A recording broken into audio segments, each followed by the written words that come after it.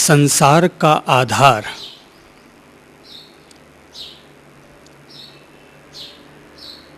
प्राणी मात्र के अंतर मन में पलने वाली आसक्ति है।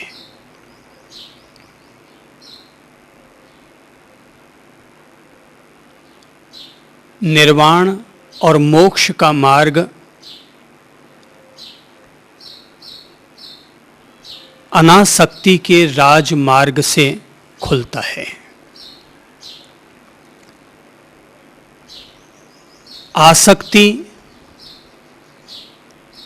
संसार का पथ है और अनासक्ति निर्वाण का। आसक्ति हमें मूर्छा और मृत्यु की तरफ ले जाती है, वहीं अनासक्ति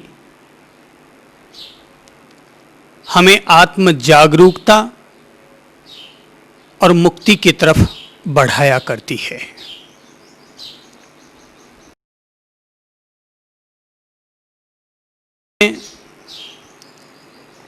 स्त्री के प्रति आसक्ति होती है तो किसी के मन में अपने पुरुष के प्रति, कोई व्यक्ति अपनी संतान या अपनी जमीन जायदाद के प्रति रागासक्त होता है, तो कोई व्यक्ति धन, संपत्ति या लोक में रहने वाली नाम प्रतिष्ठा के प्रति आसक्त होता है। कई लोग छोटी सी बात को पाकर के भी खिन्न हो जाते हैं और कई लोग थोड़ी सी प्रशंसा सुनकर के भी अहंकार में आसक्त हो जाते हैं। प्रतिकूलताएं इंसान के अंतर मन में आर्त ध्यान और रौद्र ध्यान करवाती है, वहीं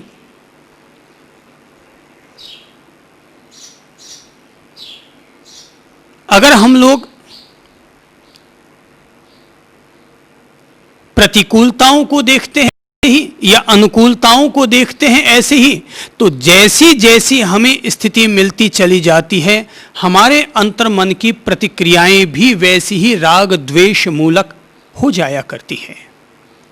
कई लोग क्रोध स्वभाव के होते हैं तो कई लोग कामासक्त होते हैं। लोगों के भीतर उनकी मोह, मूर्छा दशा, उनकी कामासक्ति, भोगासक्ति इतनी अधिक होती है कि यदि वे लोग मंदिर में जाते हैं तब भी उनके अंतर्मन में प्रभु का नाम स्मरण करते हुए भी, माला का जाप करते हुए भी या ध्यान करते हुए भी, प्रार्थना करते हुए भी उनके भीतर वही भोग की धाराएं प्रवाहित होने लग जाया करती है। तो ये व्यक्ति की अपनी अपनी आसक्ति मूलक दशा का परिणाम हुआ करता है।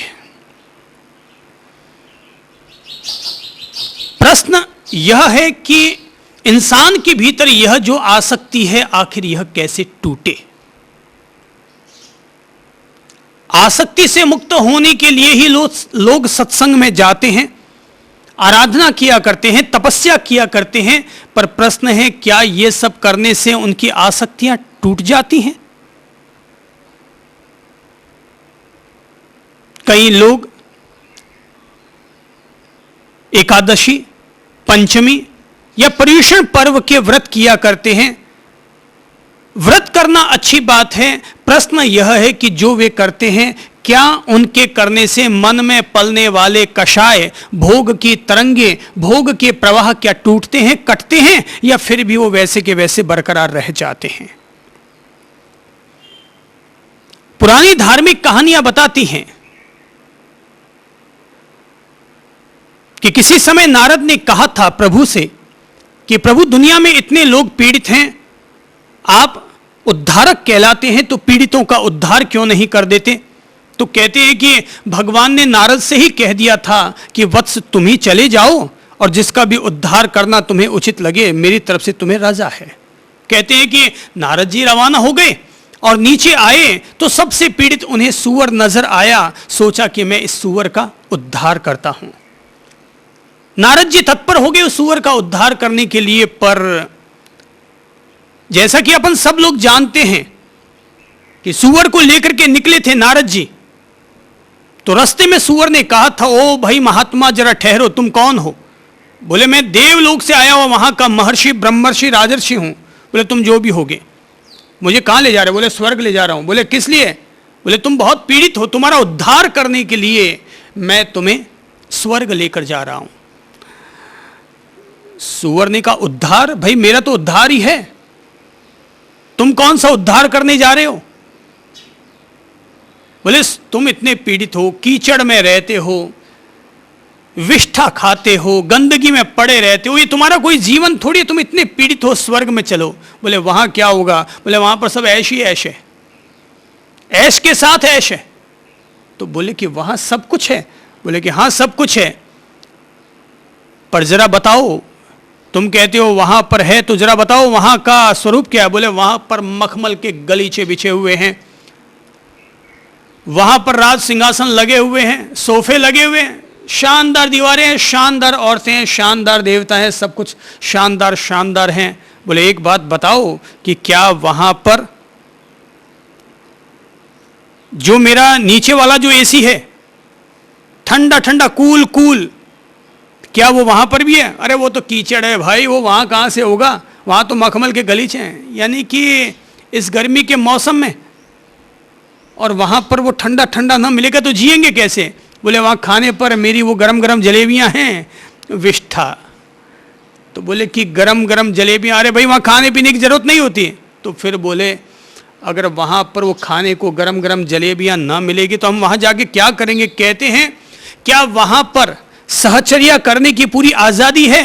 बोले नहीं नहीं, वहां ये सब ऊंधे सूंधे काम नहीं होते हैं। बोले जा यार, ऐसा उद्धार अपने को नहीं करवाना नारद जी, तुम तुम्हारे जाओ, तुम तुम्हारे सुखी रहो, हम हमारे सुखी हैं।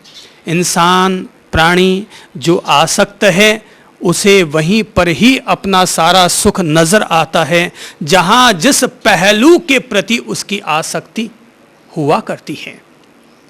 इसी वजह से ये दुनिया, अनगिनत लोग सत्संग सुनते होंगे, पर प्रभाव कितनों पर पड़ता है? जिन पर कोई परमात्मा के अनुग्रह से, कोई गुरु के अनुग्रह से कोई प्रबल पुण्य का उदय होता है, तब कहीं जाकर कोई व्यक्ति संन्यास की तरफ, प्रभु के मार्ग की तरफ, परमात्मा के मार्ग की तरफ, कल्याण के पथ की तरफ बढ़ता है। बाकी तो हर इंसान गधे के साथ जीता भी है और गधे की दुलत्ती खाता भी रहता है। कहता तो है कि साहब मैं अपने घर वालों से और घरवालियों से परेशान हूं, पर क्या करे, इंसान छोड़ नहीं पाता। सबकी वजह है आसक्ति। कहते हैं कि जैसा कि आपने कहा, आसक्ति और अनासक्ति का अंतर्द्वंद्व, और आपकी ओर से कहा जाने वाला यह शब्द कि मुक्ति के प्रति होने वाली आसक्ति भी आसक्ति है, ठीक है ना। इस संदर्भ में मैं आपको एक बात निवेदन कर दूं, और वो ये है कि आसक्ति तो किसी भी चीज की क्यों ना हो, मुक्ति की आसक्ति भी आसक्ति ही होती है। इसलिए जो अनासक्ति का द्वार है, आज हम जिस सूत्र को लेंगे वो सूत्र हमें संसार के प्रपंचों से मुक्त करने का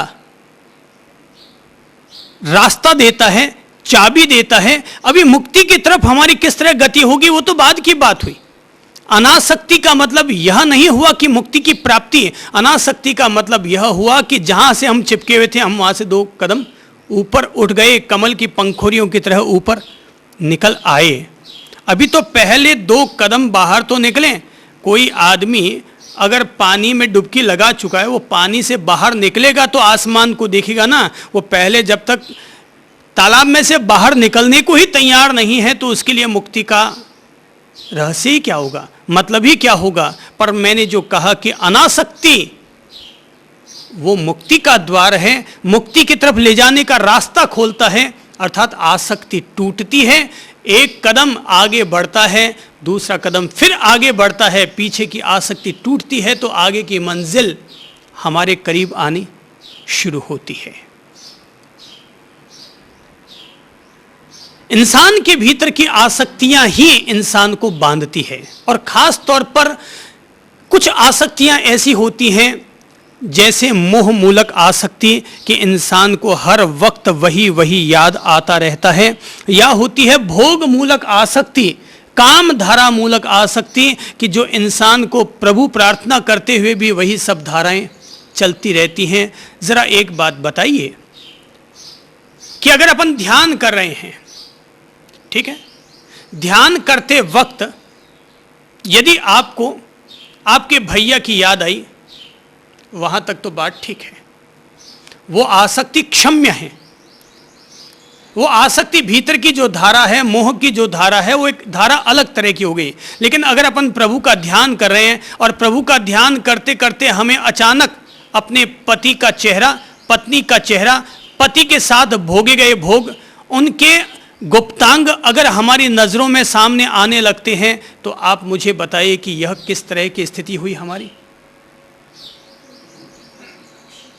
अक्षम्य होगी ना। ये आसक्ति का भी वो निचला दर्जा हो गया जो हमारे मन में प्रवाह के रूप में जो बहता रहता है, अर्थात एक ऐसी काम भोग मूलक धारा कि जहां हमें प्रभु का ध्यान करना था, प्रभु का ध्यान करते वक्त अचानक हमें दिल्ली की याद हो आई, तो हम मानते हैं ये हमारे मन की खटपट है, मन इधर उधर भटक गया। पर अगर हमें उस समय काम भोग की धाराएं, वासना मूलक धाराएं अगर हमारे भीतर बहने लग जाती हैं, तो हम इसे क्या मानेंगे?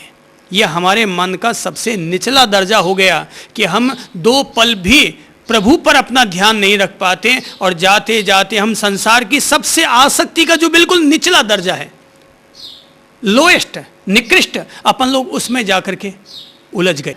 हाँ, ये जो आपने फरमाया कि अगर ऐसा कभी होता है कि हमारे अचानक भोग की एक धारा, कि कोई अंग विशेष की एक धारा हमारे चेहरे पर के सामने उभर कर आ गई, तो क्या ये हमारे अचेतन मन में होती है? ये सब हमारे भीतर छिपी हुई जो आसक्तियों की जड़ें हैं, उन सब में ये सब चीज़ें व्याप्त रहा करती हैं।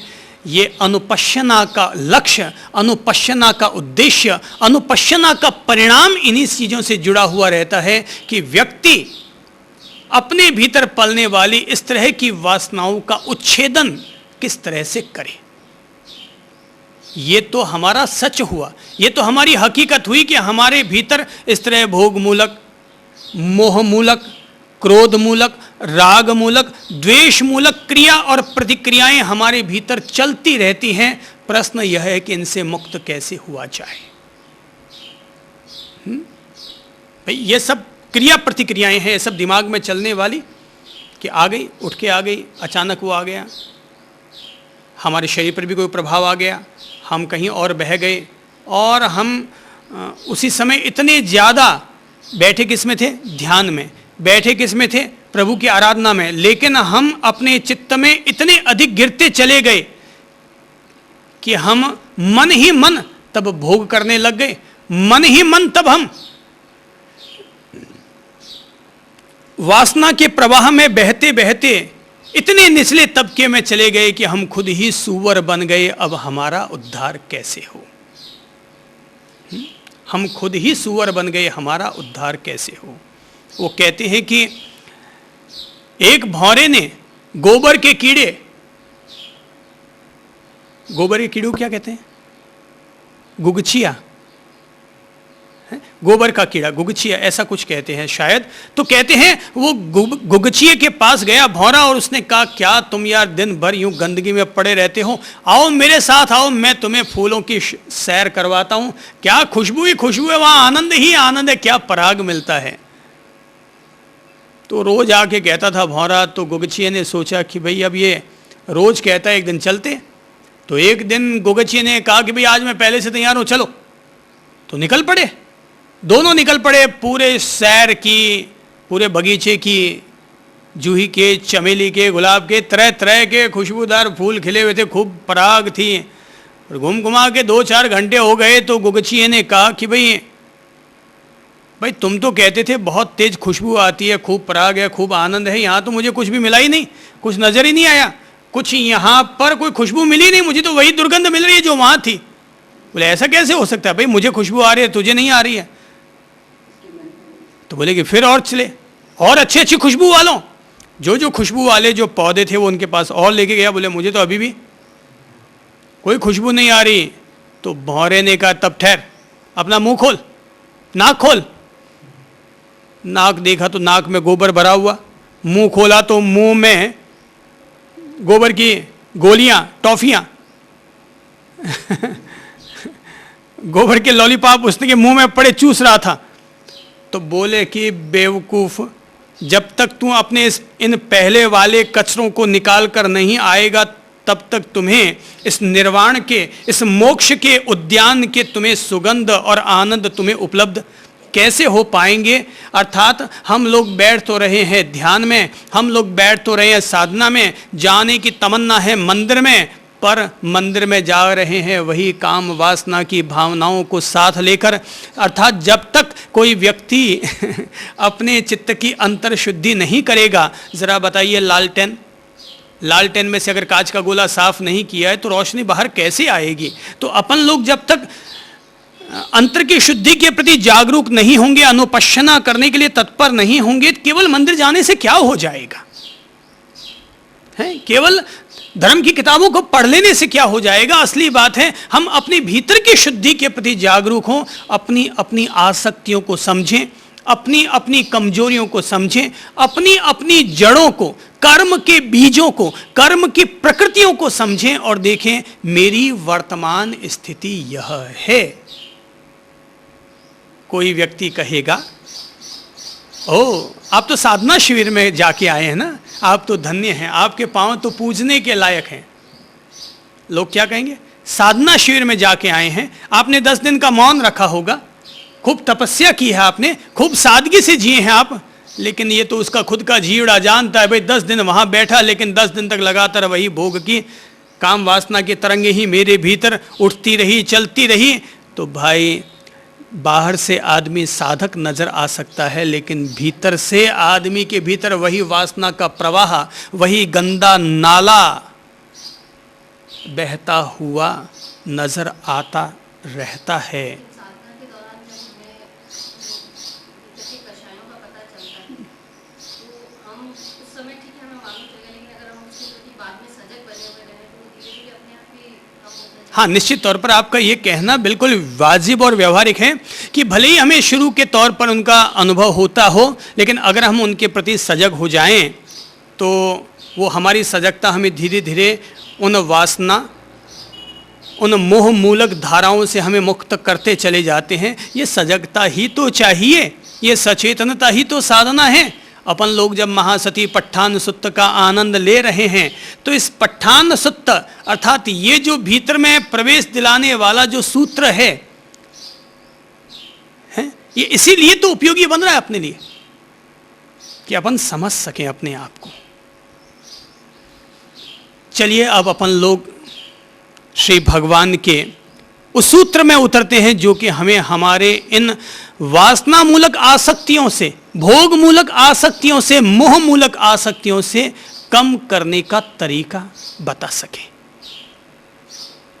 कि ये कम कैसे हों, इनका उच्छेदन कैसे हो, ये कटे कैसे। भाई याद रखो अपन सब लोगों के भीतर की जड़ें बहुत गहरी हैं। अपन सब लोग बाहर से इंसान दिखाई देते हैं, लेकिन भीतर से अपन लोग इंसान के स्वरूप को अभी तक उपलब्ध नहीं हुए। अभी तक भी अपन लोगों के भीतर हो सकता है कि वही पशुता, हो सकता है अपने भीतर वही जानवर सक्रिय हो। यह संभव है कि अपन सब लोगों के भीतर वही जानवर सक्रिय हो। इसीलिए कहा जाता है, डार्विन ने सिद्धांत दिया था एवोल्यूशन अर्थात विकासवाद, कि पहले कभी ये जानवर था, इंसान पहले कभी वन मानुष था, धीरे धीरे विकास होता गया तो बंदर से मानव का विकास माना गया इन लोगों के हिसाब से। पर अगर अपन लोग वास्तविक तौर पर देखते हैं तो अभी भी एक वन मानुष, अभी भी एक जंगली जानवर, अभी भी एक बंदर, एक जंगली भेड़िया अपन सब लोगों के भीतर विद्यमान है। अपन लोग कंप्यूटर के युग तक पहुंच चुके हैं, विकास करते करते कंप्यूटर के युग तक पहुंच चुके हैं। निश्चित तौर पर मानव समाज ने बौद्धिक स्तर पर, वैज्ञानिक स्तर पर आश्चर्यजनक ढंग से, विलक्षण ढंग से, चमत्कारिक ढंग से विकास किया है। लेकिन भीतर का ये जो अंतर्मन है ना, भीतर का जो चित्त है, भीतर के जो विकार और वासनाएं हैं, इनकी कटौती के मामले में इंसान ने अभी तक कोई तरक्की नहीं की है। उसने ये तो तरक्की कर ली कि बच्चे को अगर पैदा करने से रोकना है तो रोका जा सकता है, भ्रूण हत्या करनी है तो कर सकता है, बच्चे को पैदा करना या न करना इंसान के हाथ में हो चुका है। लेकिन अंतर मन में पलने वाले विकारों को, मानसिक विकारों को काटने का रास्ता अभी भी इंसान सही ढंग से अपने हाथ में प्राप्त नहीं कर पाया। अध्यात्म का मानव समाज के लिए इस हेतु ही उपयोग है कि अध्यात्म इंसान को भीतर के विकारों को काटने का मार्ग देता है, भीतर के विकारों पर विजय प्राप्त करने का रास्ता देता है। इसलिए अध्यात्म मानव समाज के लिए कल्याणकारी चाबी है। अध्यात्म मानव समाज के लिए कल्याणकारी चाबी है। इसी से मनुष्य का मंगल सधेगा। तो अब जबकि अपन लोग अनुपश्यना का पवित्र मार्ग थाम रहे हैं, तो अनुपश्यना का यह पवित्र मार्ग हमें भीतर से शुद्ध कर रहा है। अर्थात कांच का गोला अगर साफ हो जाएगा तो चिमनी में रहने वाला प्रकाश भी बाहर आने लग जाएगा। तो भीतर की जब तक शुद्धि ना होना, तो याद रखिए, राशि के आधार पर देखेंगे तो र से ही राम होता है और र से ही रावण होता है। एक ही राशि में, एक ही दिन, एक ही मिनट, एक ही पल में पैदा होने वाले दो इंसान अलग अलग प्रकृति के हो सकते हैं। क से ही कंस होता है, क से ही कृष्ण होता है, ग से ही गोडसे होता है और ग से ही गांधी होता है। अक्षर वही एक है, लेकिन एक ही राशि के होने के बावजूद दोनों इंसानों के परिणाम जुदा जुदा हैं, अलग अलग हैं। ये सब बातें निर्भर करती है कि इंसान की जो प्रकृति है, कौन किस प्रकृति को लेकर पैदा हुआ है। एक व्यक्ति, अगर गांधी अपने आप को ठीक करने के लिए प्रयत्नशील ना होते तो संभव है गांधी भी गॉड से बन जाते, और गॉड से अगर अपनी प्रकृति को संवारने के लिए प्रयत्नशील हो जाता तो गॉड से गांधी बन जाता। मतलब यही लोग बदल जाया करते हैं, अपन लोग ही वापस बदल जाया करते हैं। ये कुल मिलाकर के एक व्यक्ति विकृत था, संस्कारित न कर पाया। एक व्यक्ति संस्कारित था पर अपने आप को विकृत कर बैठा। श्रावक सांप बन गया, सांप सुधर करके श्रावक बन गया। संत बिगड़ करके सांप बन गया और सांप भी सुधर करके संत बन सकता है।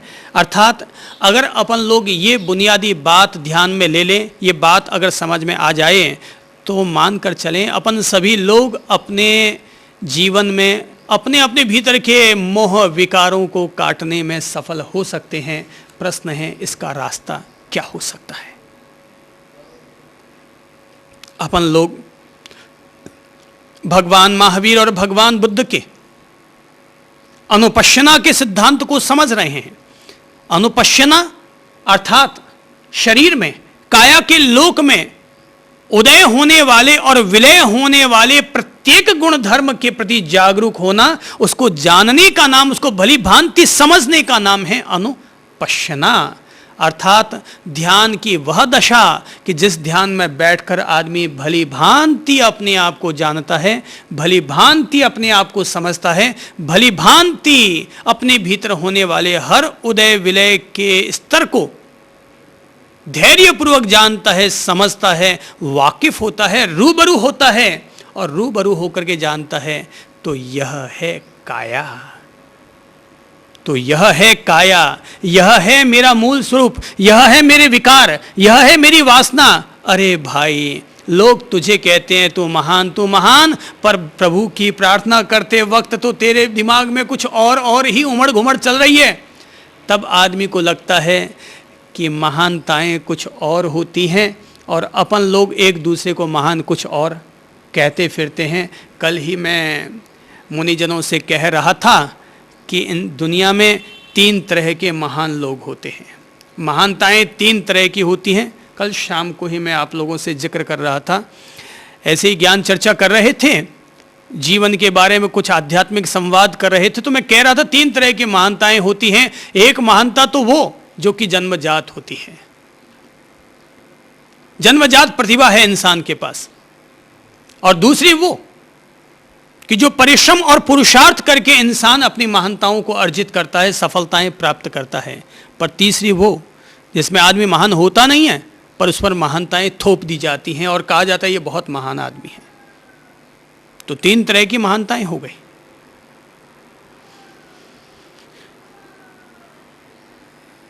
बाहर बाहर अपन लोग देखते हैं, भीतर से अपने आप को देख नहीं पाते। इसीलिए तो तुलसीदास को उसकी पत्नी ने खास तौर पर पंक्तियां कही थी कि जितना प्रेम हराम से, कि जितनी प्रीत हराम से उतनी हरि से होए। जितनी प्रीत हराम से, ये जो फालतू के कामों से जितनी हमें प्रीत है उतनी अगर हरि से हो जाए, जितनी प्रीत हराम से उतनी हरि से होए। जा पहुंचे बैकुंठ में पला न पकड़े कोई। जितनी प्रीत हराम से उतनी हरि से होए। जा पहुंचे बैकुंठ में पला न पकड़े कोई, कि बाल न बांका होए। अर्थात हराम से, फालतू की चीजों से, इस फालतू की काया से जितना हमें प्रेम है, जितनी हमें प्रीत है, अगर उतनी ही प्रीत प्रभु से हो जाए तो बीच में कोई पला पकड़ने वाला नहीं मिलेगा, बीच में कोई तुम्हारे बाधा नहीं आएगी और सीधा तू बैकुंठ को प्राप्त हो जाएगा। कुल मिलाकर के भीतर की प्रीत की बात है, भीतर को सुधारने की बात है। लेते हैं आज वो हमें क्या कहना चाहते हैं। याद रखिए, कल जब हम चर्चा कर रहे थे तो अपन लोगों ने भली भांति ये समझ लिया था कि साधक को भली भांति अपने आप को आतापी, संप्रज्ञानी और सचेतन बनाते रहना चाहिए। साधक को 5 बातें हमेशा याद रखनी चाहिए। पहली बात है साधना के लिए, सत्य के साक्षात्कार के लिए, और वो है अनुपश्यना, अर्थात लगातार अपने आप के प्रति लगातार अपने आप को देखना, अपनी प्रकृति को समझना, जो कुछ हो रहा है उसका संप्रज्ञान करना, अर्थात भली भांति जानना, उसके प्रति जागरूक होना। खाते पीते, उठते बैठते, पहनते हुए, कपड़े पहनते हुए, बाथरूम जाते समय, मल मूत्र का त्याग करते समय, कोई भी चीज को उठाते और रखते समय,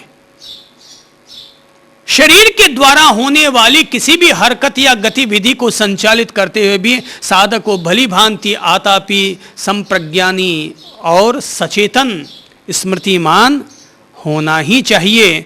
तो साधक के लिए पहला है महत्वपूर्ण अनुपश्यना, दूसरा है आतापी होना, तीसरा है संप्रज्ञानी होना, चौथा है स्मृतिमान अर्थात सचेतन होना, और 5वां है राग द्वेष से मुक्त होना। तो ये 5 पहलू अगर साधक अपने लिए ये पंचामृत के रूप में ले ले, ये 5 बातों को वो अपने जीवन के लिए 5 मंत्रों की तरह ले ले, इन 5 बातों को वो अपने लिए पंच गुरु के रूप में स्थापित कर डाले, तो समझ लो ये उसके जीवन का पंचामृत है, पंच परमेष्ठी के रूप में है। पल्ले में बांध लो, दिमाग में बांध लो, दिल में बांध लो ये 5 बातें। इन 5 में से एक में भी कमी आ गई, चूक हो गई तो गड़बड़ी।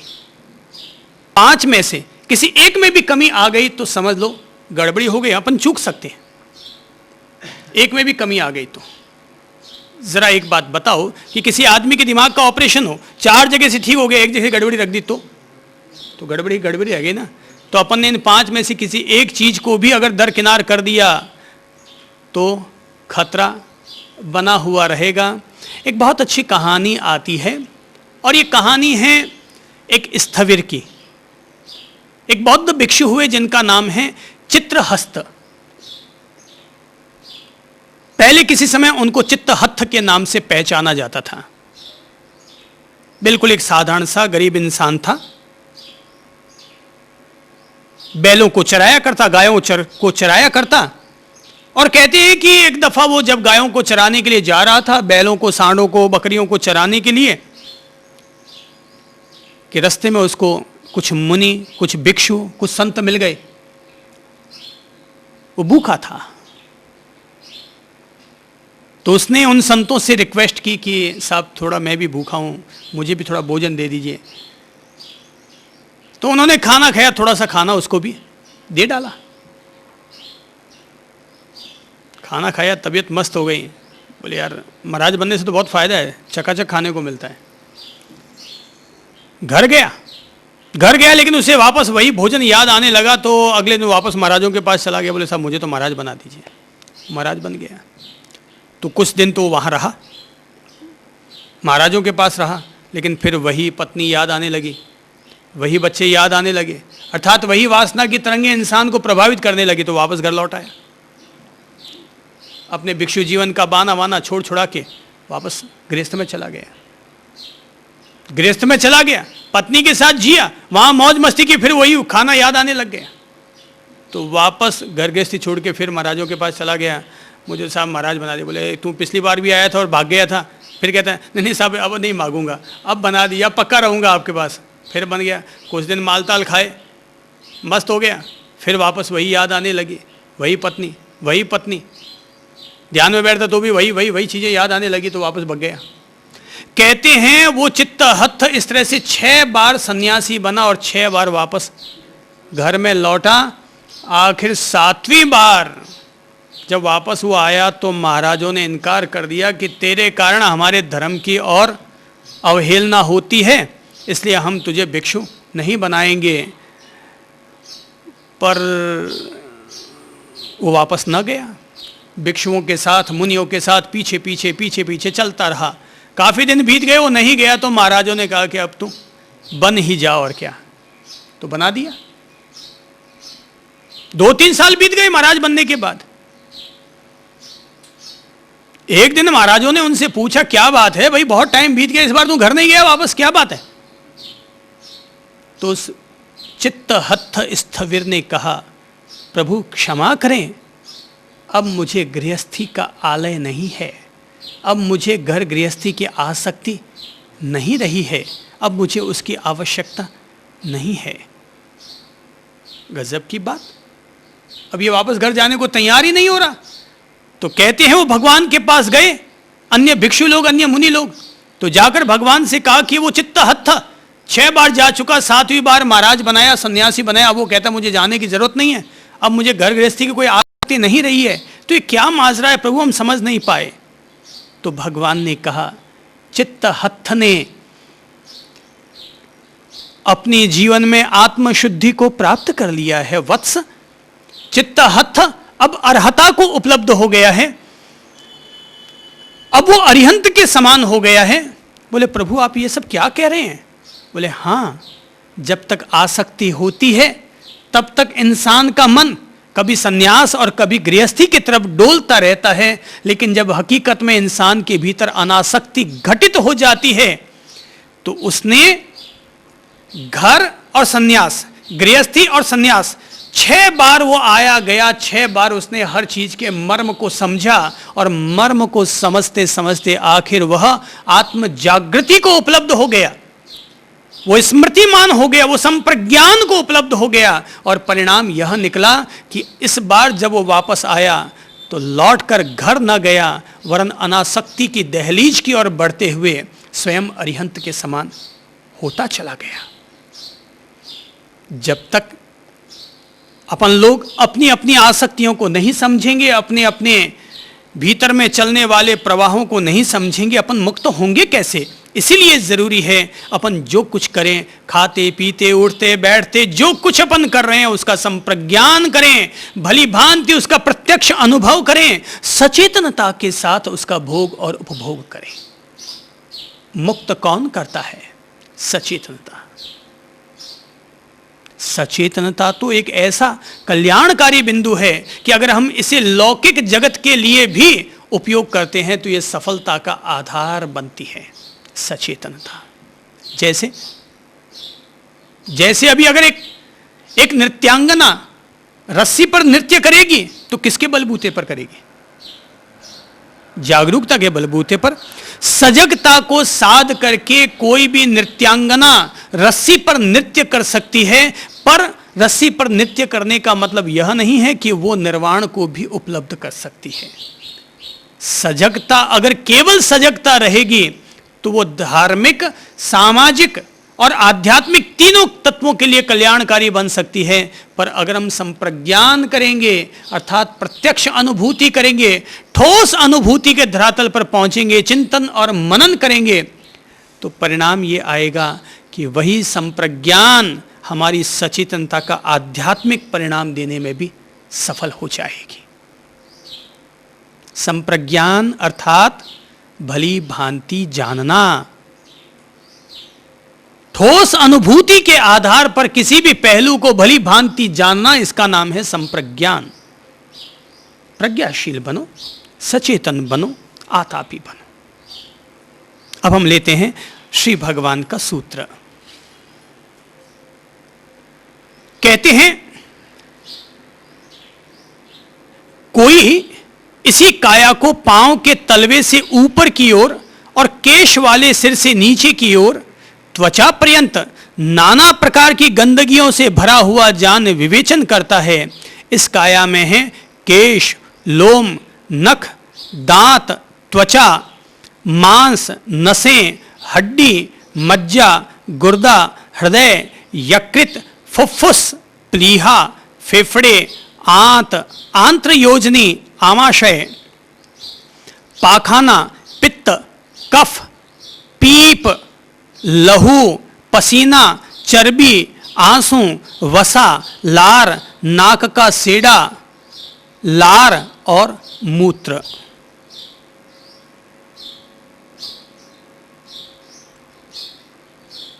कोई व्यक्ति जो अनुपश्यना करने के लिए तत्पर हुआ है, साधना के लिए तत्पर हुआ है, खुद को जैनिस बना रहा है अर्थात ध्यान में तत्पर बना रहा है, वह व्यक्ति बैठ तो गया है आनापान करने के लिए, बैठ तो गया है आती जाती श्वासों पर जागरूक होने के लिए, बैठ तो गया है काया का संवेदन करने के लिए, काया के भीतर उठने वाले उपद्रवों को शांत करने के लिए, पर यह सब हो नहीं पा रहा।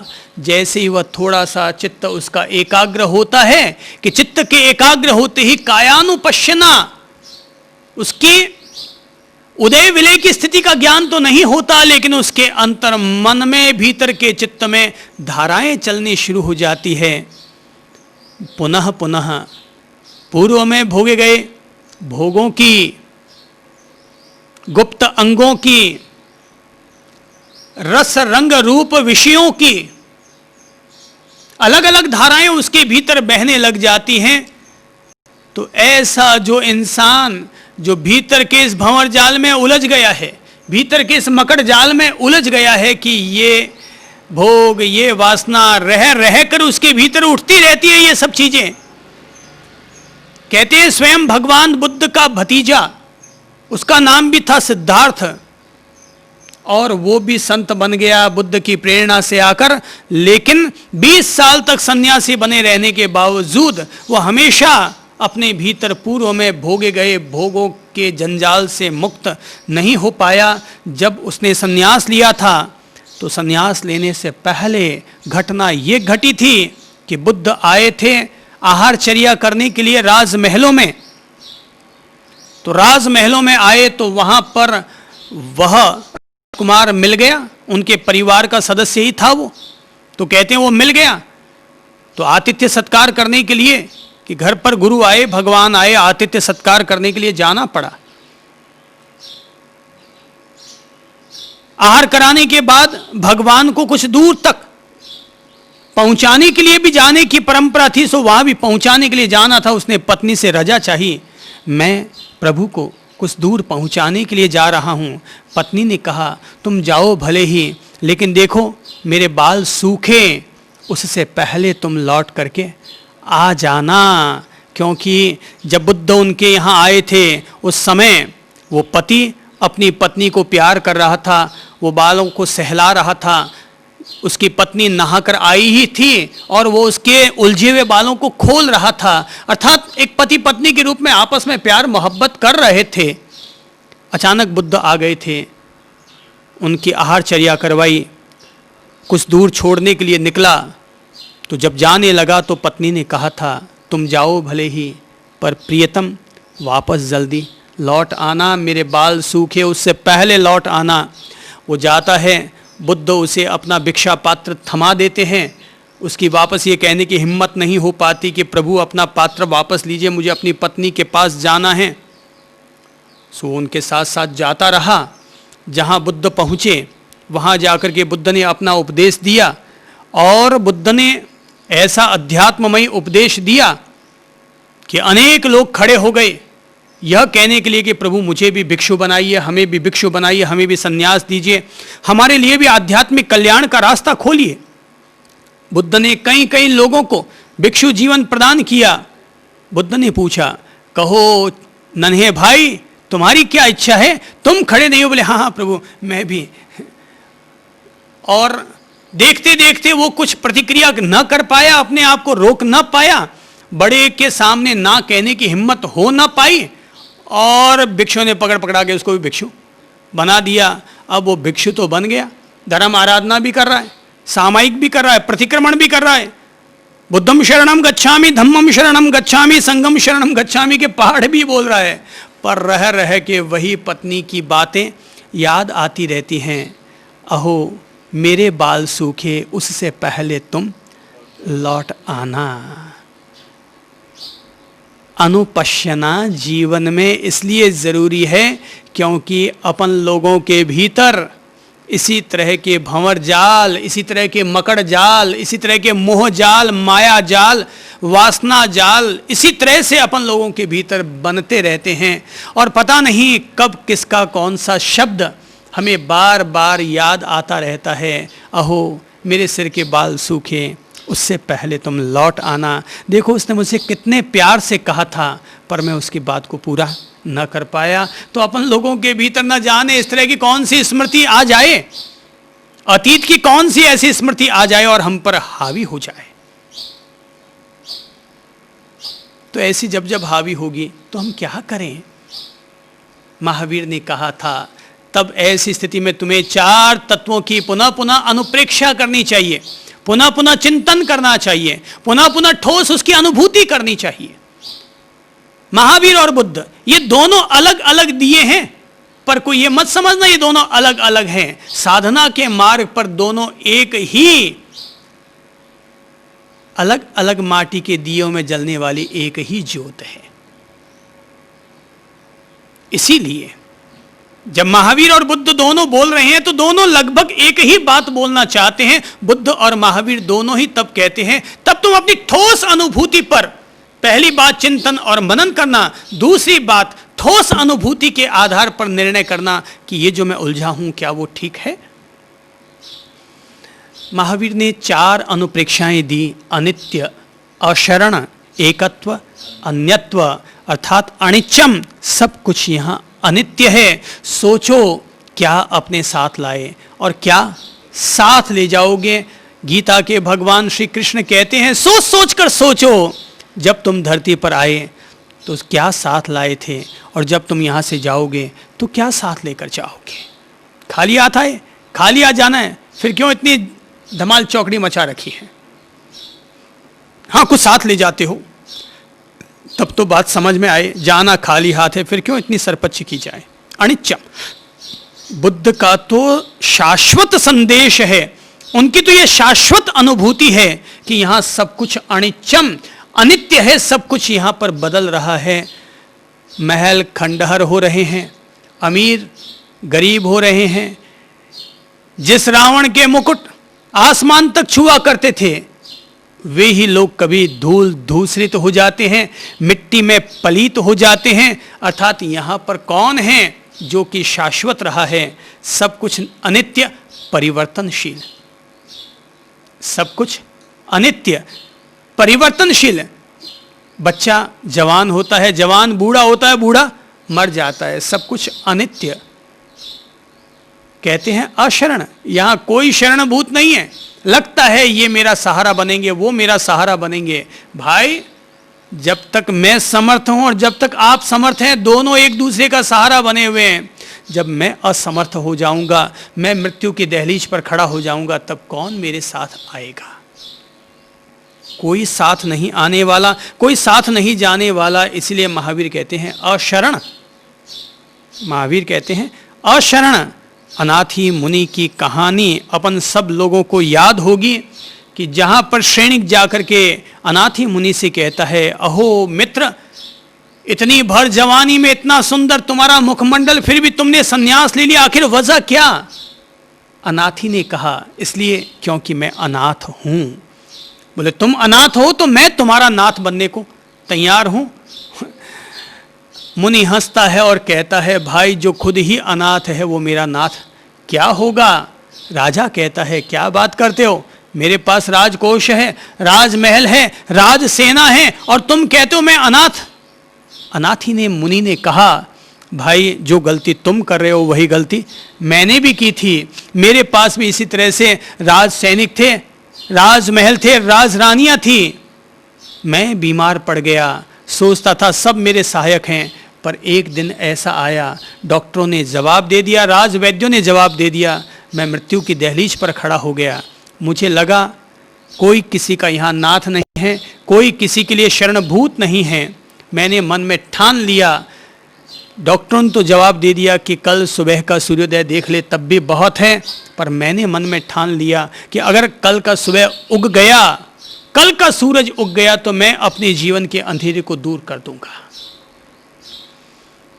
कल का सुबह का सूरज अगर उग गया तो मैं अपने जीवन के अंधेरे को दूर कर दूंगा, जन्म जन्मांतर के अंधेरे को दूर कर दूंगा, और उस अंधेरे को दूर करने के लिए संन्यास धारण कर लूंगा। मेरे संकल्प का प्रभात समझो, मेरे संकल्प की शक्ति समझो, या प्रभु की व्यवस्था समझो। अगला दिन भी आया, सूरज भी उगा, और सूरज उगने के साथ ही मैं भी राजमहल छोड़कर निकल पड़ा, इस बोध के साथ कि यहाँ कोई किसी के लिए शरणभूत नहीं है, कोई किसी का नाथ और स्वामी और मालिक नहीं है। तभी से मैंने अपना नाम भी रख लिया, अनाथी मुनि, अर्थात जिसका कोई नाथ नहीं है उसका नाम है अनाथी। सब अशरणभूत है। साधक बार बार इस बात का चिंतन और मनन करे, अनुप्रेक्षा करे, ठोस अनुभूति के आधार पर समझे, बुद्धि के तल पर भी समझो, ठोस अनुभूति के आधार पर भी समझो, कोई यहां पर शरणभूत नहीं है। जीव अकेला आता है और अकेला ही जाता है। वो अपने शरीर को भी अपने से भिन्न देखता है, वो शरीर को अपने से भिन्न देखता है, और अपने भीतर रहने वाली अशुचिताएं, अपवित्रताएं, गंदगियों को समझता है, और व्यक्ति जानने लगता है, अरे जीवड़ा, तू किस काया के प्रति, किन गुप्तांगों के प्रति इतना मोहित होता चला जा रहा है, जबकि यह सारा शरीर तो गंदगियों से ही भरा पड़ा है। जैसे कि कोई पति पत्नी आपस में गले लगते हैं तो गले बाद में लगते हैं, उससे पहले गले पर रहा हुआ पसीना एक दूसरे के पहले लगता है। कहते हैं होठों से होठों का चुंबन होता है, पर जरा बताओ कि होठों से होठ छूते हैं कि होठों पर रहने वाला थूक एक दूसरे को उपलब्ध होता है। वो कहते हैं, बुद्ध कहते हैं कि ये सारा शरीर गंदगियों से भरा पड़ा है। 32 प्रकार की गंदगियां बुद्ध ने अपने तरफ से ये गिनाई है। किस शरीर में क्या है? जो लोग वासना के प्रवाह में जैसे ही हमारा चित्त भटक जाए, उलझ जाए, रह रह कर वही वासना की तरंगें और प्रवाह हमें घेरने लगे, तब साधक चिंतन करे, मनन करे, ठोस अनुभूति करे, प्रत्यक्ष अनुभूति करे, प्रत्यक्ष अनुपश्यना करे, और जाने इस शरीर में है केस, रोम, नख, आंख में मैल, नाक में सेड़ा, मुंह में थूक, लार, कफ, पित्त, हड्डियां, त्वचा, मांस, नाड़ियों का गुच्छा इस शरीर में है। आमाशय, जठराग्नि, मलाशय, मूत्राशय, गर्भाशय, वीर्याशय इस शरीर में है। मल, मूत्र, इस शरीर में कुछ भी चीज डालो तब भी वही परिणाम आता है। केसर का शरबत पियो तब भी अगले दिन क्या केसर की खुशबू आती है या क्या आता है? क्या आता है अगले दिन? दुर्गंध आती है। इस शरीर में आजकल लोग अपनी बगलों में वो क्या लगाते हैं, सेंट का वो जो लगाते हैं ना, परफ्यूम है, बगल में जो लगाते हैं परफ्यूम, सुबह लगाया परफ्यूम, क्यों जी आप पाउडर लगाते हैं क्या? क्या लगाते हैं? डीओ। अच्छा ठीक है, डीओ और परफ्यूम आप लगाते होंगे, तो ज़रा एक बात बताइए, सुबह लगाया परफ्यूम है ना, दोपहर में अपनी बगल को सूंघ कर देखिएगा तो पता चलेगा कि डीओ आ रहा है या क्या आ रहा है भीतर से, है? अपन बगल में सूंघ कर देखें तो पता चलेगा किसकी खुशबू आ रही है। लोग डव साबुन लगा लगा के नहाते हैं, है ना, वे गोरे हो जाएंगे, चमक आ जाएगी, ये हो जाएगा, वो हो जाएगा। अगले दिन देखो, अगला दिन आएगा कहाँ से? उसी दिन देख लो उसका परिणाम, वही मैल, यूँ घिसो गालों को तो लगेगा यार मैल ही मैल आ गया है। ये लेडीजें होते हैं ना, काया के प्रति सबसे ज़्यादा लेडीजें ही पागल बनी हुई रहती हैं। ये दुनिया में जितनी भी दुकानें चल रही हैं ना, ये स्टेशनरी की दुकानें, इनको कौन सी दुकानें बोलते हैं? कॉस्मेटिक, है ना, ये सब लुगाइयों को ठगने की दुकानें हैं, क्योंकि उनको काया से ज़्यादा राग होता है, तो काया का श्रृंगार करना चाहते हैं तो ये सब ठगाते रहते हैं। और लुगाइयों का काम है कि वो धर्मोलाई नहीं करती है, भाव ताव ज़्यादा नहीं करती, वो जितना मांगता हो तो दे देगा, बोले कि वो कोई ज़्यादा थोड़ी दे लेगा भाई, क्योंकि महिलाओं को खुद को कमाना तो पड़ता नहीं है, कमाता कोई और है, और वो ले जा करके देखिए आ जाती है, कौन माथा फोड़ी करे? बोले भाई इस दुकानदार से इतनी माथा फोड़ी करेंगे, उससे तो आधे में तो, उससे आधी माथा फोड़ी में तो अगले का जेब हल्का कर लेंगे, अपन अपने पति का जेब हल्का कर लेंगे। ऐसा चलता रहता है। पर बताता हूं कि अपन कुछ भी डालें, पुनः पुनः साधक को चाहिए वो इस बात का चिंतन भी करे, मनन भी करे, अनुप्रेक्षा भी करे, ठोस अनुभूति भी करे कि इस शरीर में क्या है। भाई जब अपन खाते हैं ना, उसका तो अनुभव करते हैं, क्या शानदार स्पंज वाला राजभोग है, क्या अंदर केसर डली हुई है, अंदर एक पिस्ता भी है, इलायची भी है, यार मजा आ रहा है, आप ले मजा।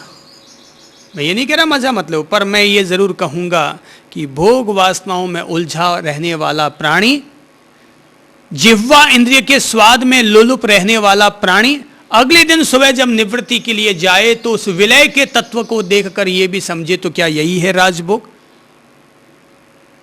उस निवृत्ति के दौरान जो अशुचि हुई है, जो अपवित्र तत्व जिसे हम अपवित्र कहते हैं, भाई खाया तब तो वो पवित्र था, अब 8 घंटे के बाद वो अपवित्र कैसे हो गया? इस काया को 8 घंटे में जो कुछ हम डाल रहे हैं उसको बड़ा पवित्र मान रहे थे, गंगा जल से शुद्ध कर करके खा रहे होंगे, पर 8 घंटे में वो अपवित्र हो गया। अर्थात भोग वासनाओं में उलझा रहने वाला प्राणी भली भांति चिंतन करे, सोचे, देखे, ठोस अनुभूति करे और भीतर में ध्यान करते हुए, अपनी अनुपश्यना करते हुए जाने, अहो इस काया में क्या है? मल मूत्र, गोबर, थूक, मवाद, पीप, इस शरीर में यही सब तो भरा पड़ा है। मैं जिस काया से लिपटा हुआ हूं, मैं जिस काया के प्रति इतना मोहित हूं, आखिर वो काया क्या है? एक कहानी आती है, और ये कहानी है जैनों के 24 तीर्थंकर हुए हैं, उनमें से एक तीर्थंकर है जिनका नाम है मल्ली। ये लेडीज तीर्थंकर हुए, स्त्री तीर्थंकर। शायद दुनिया में जितने भी पैगंबर हुए, अवतार हुए, तीर्थंकर हुए, उनमें से एकमात्र जैनियों में इतनी हिम्मत आ पाई कि उन्होंने एक स्त्री को तीर्थंकर मानना स्वीकार कर लिया। बाकी तो ये पुरुष प्रधानता वाला देश है, ये पुरुष प्रधानता वाला देश है, और यहाँ पर तो हर चीज़ में पुरुष प्रधान, पुरुष की प्रधानता। मैं तो आज तक नहीं समझ पाया कि ये लोग जो, जैसे कि साधु साध्वी की व्यवस्था होती है, कहते हैं कि कल का संत, और किसी साध्वी का 80 साल का संन्यास पर्याय है, मगर फिर भी वो कल जिसने दीक्षा ली है उस संत को प्रणाम करेगी। मैं व्यक्तिगत तौर पर इस व्यवस्था का हिमायती नहीं हूं। मैं मानता हूं ये पुरुष प्रधानता वाली बात है, ये पुरुष प्रधानता वाली बात है। मेरी समझ से अगर कोई व्यक्ति जिसने आज संन्यास लिया है, उस व्यक्ति को कतई किसी भी स्थिति में अपने से ज़्यादा संन्यास जीने वाले व्यक्ति के द्वारा प्रणाम नहीं करवाना चाहिए। कोई बोले कि 80 साल की साध्वी और 15 साल के संत को प्रणाम करें, मैं इस व्यवस्था का हिमायती नहीं हूं। अगर केवल इसलिए वो उनको प्रणाम कर रही है क्योंकि वो एक स्त्री है और संन्यास लेने वाला दूसरा कोई व्यक्ति पुरुष है, केवल इसलिए प्रणाम किया जा रहा है कि वो पुरुष है, तो मैं मानूंगा ये व्यवस्था गलत है। फिर तो लिंग महत्वपूर्ण हो गया, स्त्रीलिंग पुल्लिंग। फिर चरित्र कहां महत्वपूर्ण हुआ? अगर हम कहते हैं कि पहले जिसने संन्यास लिया है वो बड़ा है, तो भले ही संन्यास लेने वाला स्त्री रहा हो चाहे पुरुष रहा हो, इसलिए मैं तो कम से कम अगर मेरे सामने साध्वियाँ आती हैं, मैं तो उनका पूरा हाथ जोड़ करके अभिवादन करता हूँ, उनके सामने झुकना पसंद करता हूँ। अब ठीक है, वो टिप्पणियाँ करने लग जाती है, वरना मैं तो उनको प्रणाम करने में, उनके सामने साष्टांग प्रणाम करने में मुझे कोई दिक्कत नहीं है। मेरा अहम भाव इसमें कहीं भी बाधित होता हुआ नहीं लगता कि किसी पूर्व प्रवर्जित सन्यासिन को तुम्हें अगर प्रणाम करना हो तो तुम्हें दिक्कत आएगी, मुझे ऐसा नहीं लगता। मतलब मेरे जैसा व्यक्ति तो पूर्व प्रवर्जित, पूर्व संन्यस्त, चाहे वो स्त्री हो चाहे पुरुष, उसको प्रणाम करना पसंद करेगा। ठीक है ना? अब जैसे मान लीजिए कि जैसे अपन इन महाराज को ले, तो कल तक जब ये गृहस्थ में थे तो एक साध्वी को जाके प्रणाम करते थे, लेकिन आज साध्वी यानी आज इन्होंने संन्यास ले लिया, तो संन्यास लेती अब वो साध्वियां आकर के इनको प्रणाम करने लग जाए। मैं मानता हूं ये गलत व्यवस्था है। जिस भी धर्म ने ये व्यवस्था कर रखी है, जरूरी नहीं है कि हर व्यवस्था पर आदमी मुहर अपनी लगाए ही लगाए। हो सकता है कोई बात हमारे आत्मा में नहीं उतरती है, जिगर में नहीं उतरती, नहीं मानेंगे, पर ठीक है, जो करते हैं उनकी व्यवस्था वो जाने। पर मैं मानता हूं ये पुरुष प्रधानता वाली बात हो गई। तो कहते हैं मल्ली, भगवान मल्ली, बिल्कुल करना चाहिए। आप जो कहते हैं कि संतों को, संत पुरुष जो हैं, अगर पूर्व प्रवर्जित कोई साध्वी है तो उनको प्रणाम करना चाहिए। अगर ये धर्मशास्त्र मुझसे लिखवाए जाएं तो मैं ये व्यवस्था ज़रूर दूंगा। अगर मुझसे लिखवाए जाएं तो मैं ये व्यवस्था ज़रूर दूंगा। हैं? अब ये तो खुद के विवेक पर निर्भर करता है। आप कहते हैं मना नहीं करना चाहिए, तो कहीं ना कहीं अपने भीतर रहा हुआ पुरुष भाव वो जागृत हो जाता है और मन में ये तमन्ना जगती है, भाई मुझे प्रणाम किया जाए, मेरे पांव छुए जाएं। और अगर ये तमन्ना नहीं है, देखो भाई एक बहुत बड़े है जी, चलो अपन मान लेते हैं, जैसे कि आप कहते हैं कि गृहस्थ भी अगर बड़े हों तो उनको मना कर देना चाहिए। मैं एक बात बता दूं आपको, और वो है कि एक दफा मान लेते हैं कि सन्यासी गृहस्थी से त्याग के मामले में बड़ा हो गया, तो गृहस्थी लोग सन्यासी को प्रणाम करते होंगे। अपन ये बात एक दफा स्वीकार कर लेते हैं कि सन्यासी गृहस्थ से बड़ा हो गया त्याग के मामले में, लेकिन साधु और साध्वी वो तो दोनों ही एक समान त्यागी हुए ना, वो तो दोनों ही एक समान सन्यासी हुए ना। तो जब दोनों एक समान सन्यासी हो गए तो पूर्व प्रवर्जित, चाहे वो साधु हो चाहे साध्वी हो, उनको प्रणाम किया जाना चाहिए। अब अगर समाज में जो परंपराएं हैं, अब मैं तो देखिए समाज का सर्वे सर्वा हूँ नहीं, तो समाज के सर्वे सर्वा नहीं हूँ, तो इसलिए मैं समाज की दिशा तो नहीं बदल सकता, पर दिशा दिखाने के लिए अपनी अंगुली तो ज़रूर उठा सकता हूँ। दिशा दिखाने के लिए अपनी टॉर्च तो जरूर दिखा सकता हूँ, अपना चिराग तो दिखा सकता हूँ। भाई ये भी एक उजाला है, जीवन का, अध्यात्म का यह भी एक पक्ष है। पूरे विश्व की परंपरा में पुरुष प्रधानता चलती है, चाहे ईसाई हो, मुसलमान हो, हिंदू हो, सब में, जैनी हो, बौद्ध हो, सब में ही ये पुरुष प्रधानता चलती है। पूरे विश्व में पुरुष प्रधानता ही चलती आ रही है। अब ये इन 50 सालों की बलिहारी है कि महिलाएं कमाने लग गई, तो अब महिलाएं थोड़ा पुरुषों के बराबर अपना हाथ दिखाने लग गई, अपना दर्जा मांगने लग गई है। अब बेचारी महिला अगर कुछ कमाएगी नहीं और पुरुष के आश्रय रहेगी तो उसको पुरुष को बड़ा मानना ही पड़ेगा। क्या करेगी वो?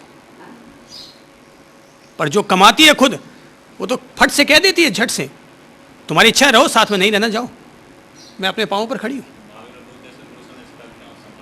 अब ये तो महावीर, आप कहते हैं महावीर और बुद्ध जैसे लोगों ने क्यों समर्थन किया, तो मैं बता दूं कि मेरी समझ से महावीर स्वामी ने ऐसा नहीं किया होगा, बुद्ध ने ऐसा नहीं किया होगा, लेकिन बाद वाले जो महापुरुष हुए उनके बाद, महावीर तो पुरुष ही रहे, पर उनके बाद जो हुए उनसे बड़े महापुरुष हुए, उन्होंने ये सारी व्यवस्थाएं लागू कर दी होंगी। बाद वाले जो अपन महापुरुष है ना, अपन सब लोग महावीर से बड़े महापुरुष बन चुके हैं। अपन लोग वो तो भगवान ही बने होंगे, अपन सारे लोग सारे आचार्य अपने आप को भगवानों से बड़ा भगवान मान रहे हैं। तो अपन लोगों की बात अलग छोड़ो, अपन जो साधु साध्वी हैं अर्थात जो पीछे वाले जो परंपरा में बाद की जो पीढ़ियां पैदा होती हैं वो तो केवल बस याद रखो। कल क्या हुआ कि एक किसी बच्चे का जन्मोत्सव था, वो अपना कार्ड देने के लिए आए थे जन्मोत्सव के फंक्शन का, तो बच्चे का नाम इतना अटपटा रखा हुआ था, अविका, अर्णव, इस टाइप के कुछ नाम रखे हुए थे। तो मैंने कहा थोड़ा सरल नाम रख देते तो जुबान पर सीधा आ जाता, बच्चे को बोलने में सुविधा रहती है। तो माँ बाप कहने लगे साहब हम तो 100 बार कह के थक गए, कोई हमारा कहना मानता ही नहीं है। तो मैंने कहा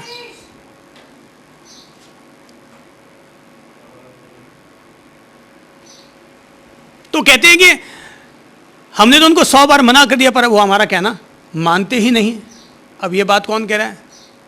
माँ बाप दादा दादी कह रहे हैं कि वो हमारा कहना मानते नहीं, पर कार्ड जब मुझे पकड़ाया गया तो उस कार्ड में सबसे ऊपर नाम किसका था? दादा दादी माँ बाप का, कि उनके पौत्र, उनके पुत्र, उनके प्रपौत्र, यानी कि इस तरह से नाम डाल करके और इस समारोह में आने के लिए आपको सादर आमंत्रित करते हैं। ये तो लोक लज्जावश ऊपर ऊपर नाम डालने पड़ते हैं, बाकी तो हर आदमी अपने आप में पोता है वो दादे का दादा बना हुआ है, पोता दादे का दादा बना हुआ है। तो लोक मर्यादा चलती है, समाज के संस्कार है, इसलिए बड़ों का नाम ऊपर ठोकना पड़ता है, बाकी तो सारे छोटे अपने आप में बड़े बने हुए ही हैं। देखिए पुरुष प्रधानता ठीक है, जो लोग मानते हैं माने, मैं तो ये मानता हूँ व्यक्ति का मूल्य है, व्यक्तित्व का मूल्य है, उनके गुणों का मूल्य है, उनके गुणों का सम्मान है, और वो गुण चाहे छोटे का हो चाहे बड़े का हो वो आदरणीय है। नचिकेता, ध्रुव, प्रहलाद ये सब बच्चे ही तो थे, बच्चे होकर के भी तो सारे बड़े बड़े महात्मा ऋषि मुनि उनका गुणगान करते हैं। गणेश जी क्या थे? बच्चे ही तो थे, लेकिन प्रथम पूज्य देवता बन गए। तो उम्र से क्या फर्क पड़ता है, गुण है आदमी के। साध्वी भी अगर कोई पहले बनी है तो आदरणीय है। तो कहते हैं मल्ली जो स्त्री थी, मूल बात पर आ जाते हैं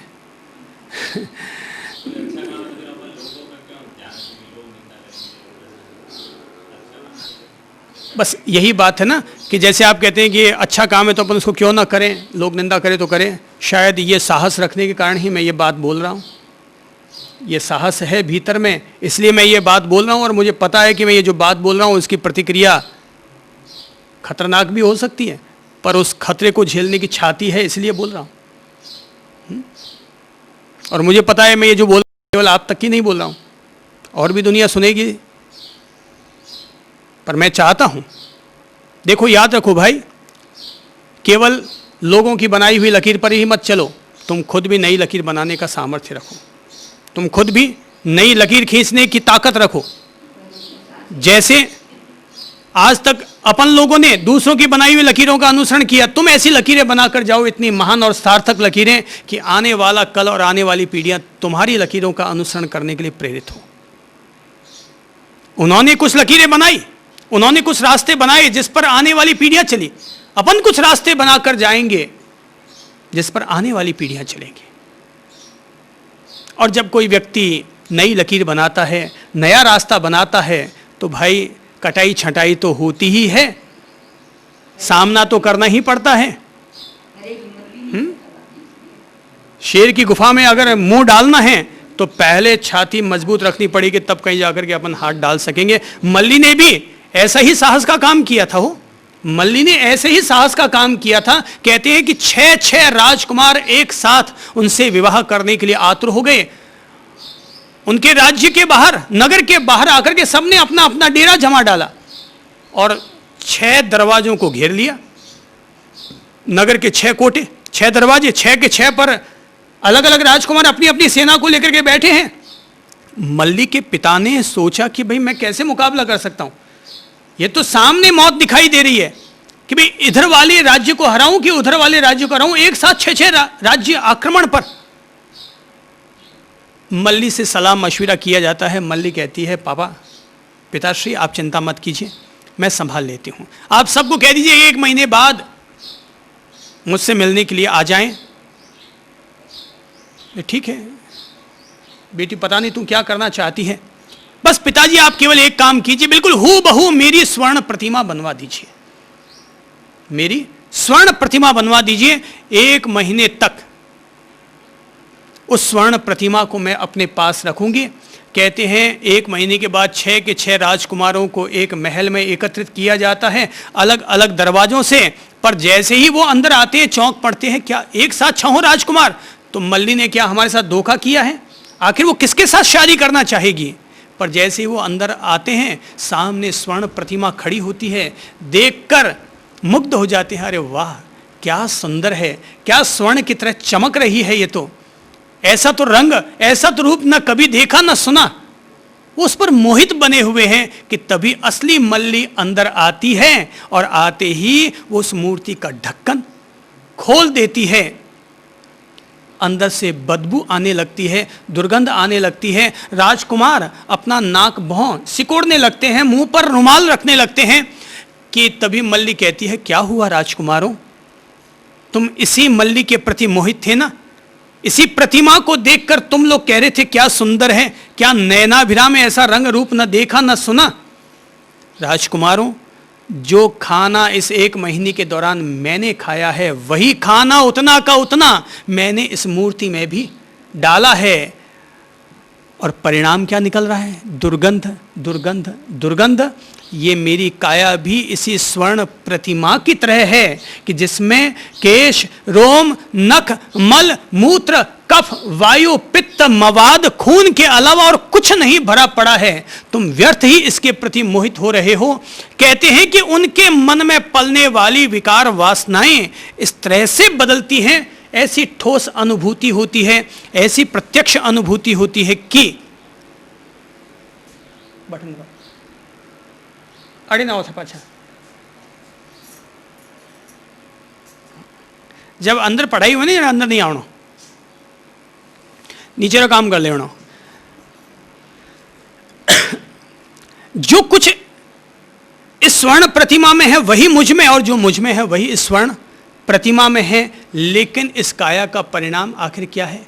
यही है केश, रोम, नख, मल, मूत्र, गोबर, यही सब इसमें भरा पड़ा है जिसके प्रति तुम और मैं, अपन सब लोग मोहित बने हुए हैं। कहते हैं कि तब वो राजकुमार ऐसे विरक्त होते हैं कि वहाँ पर उस महल में, उस कक्ष में एक साथ 7 सन्यासी वहाँ से निकलते हैं। एक होती है स्वयं मल्ली और 6 होते हैं वे राजकुमार, जिन्हें कि उस स्वर्ण प्रतिमा को देखकर और मल्ली की बातों को सुनकर के पूर्व जन्म की स्मृति हो आती है, और उसी से प्रेरित होकर के वे सन्यासी बनते हैं।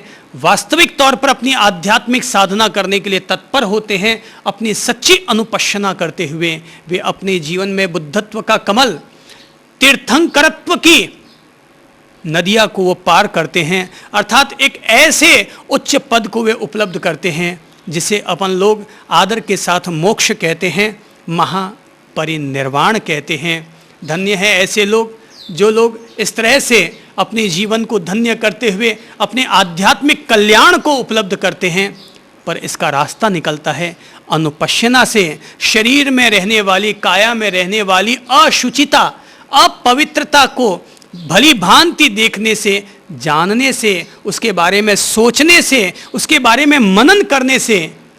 ध्यान रखो, ध्यान भी एक पहलू है, अनुपश्यना अर्थात भली भांति उसको जानना यह भी एक पहलू है, चिंतन और मनन करना यह भी एक पहलू है। सब तरह के पहलू जुड़ते हैं, तब कहीं जाकर के पगडंडियां मिल मिल करके एक राजमार्ग का निर्माण होता है। ये राजमार्ग जो कि हमें पवित्रता दे रहा है, मुक्ति दे रहा है, भीतर में कमल के फूल की तरह हमें ऊपर उठा रहा है, अनासक्ति प्रदान कर रहा है, यही मार्ग सच्चा मार्ग है। ज्यों ज्यों अपनी अनुपश्यना गहरी होगी त्यों त्यों भीतर की आसक्तियाँ भी ज़रूर टूटेंगी। याद रखिए, आसक्ति ही संसार का मार्ग है, मृत्यु का मार्ग है, और अनासक्ति ही अमृत का महापरिनिर्वाण का मार्ग है। अपनी ओर से प्रेम पूर्वक आज इतना ही अनुरोध करता हूँ। नमस्कार।